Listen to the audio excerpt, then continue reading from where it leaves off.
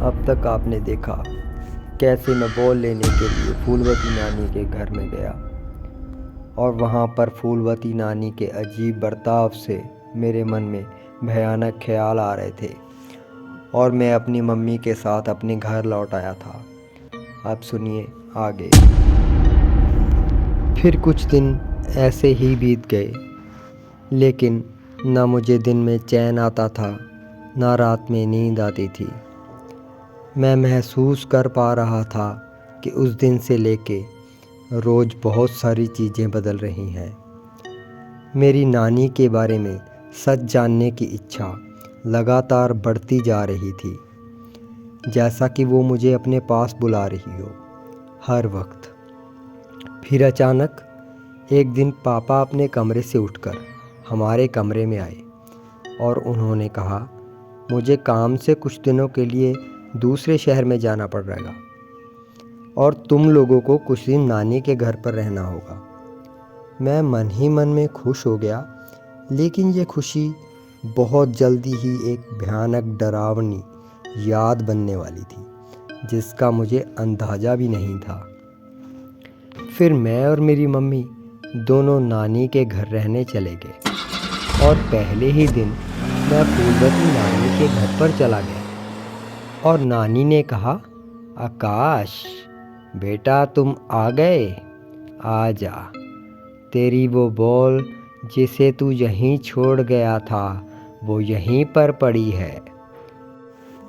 मैंने कहा, नानी मुझे बॉल नहीं चाहिए। नानी ने पूछा, तो क्या चाहिए? और मैंने कहा, सच जानना है मुझे कि आपके साथ क्या हुआ था नानी। नानी ने कहा, विश्वास कर पाओगे, हिम्मत है सच जानने की।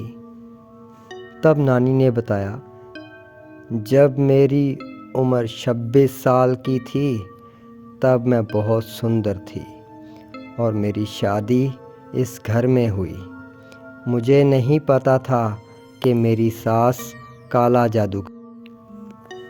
मैं इस बात से अनजान थी कि एक बहू के रूप में वो एक नया शिकार लेकर घर पर आई है।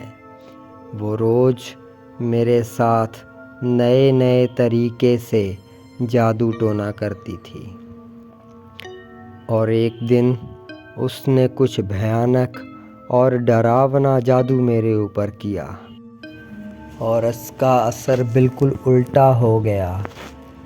मेरी सास की तो उस जादू में मौत हो गई, लेकिन मेरी रूह मेरे जिस्म से अलग होकर बाहर निकल आई।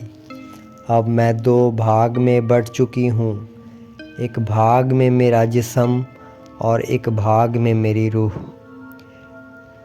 इन लोगों ने जब मेरी सास की लाश को देखा तो इन्हें लगा कि मैंने इसे मार डाला है और इन्होंने मुझे जंजीरों में बांध दिया। लेकिन ये लोग नहीं जानते कि ये सिर्फ मेरा शरीर है। मेरी रूह तो उस दिन ही आज़ाद हो गई थी मेरे जिस्म से। अब बस कुछ महीने और एक नया जिस्म मेरे लिए तैयार हो रहा है, एक नई कोख में। ये बात सुनकर मैं वहाँ से भाग खड़ा हुआ और मम्मी के पेट की तरफ देखने लगा और सोचने लगा कि कहीं नानी इसी आने वाले बच्चे की बात तो नहीं कर रही। नानी का रहस्य जानते जानते एक नया रहस्य मेरे सामने आ चुका था।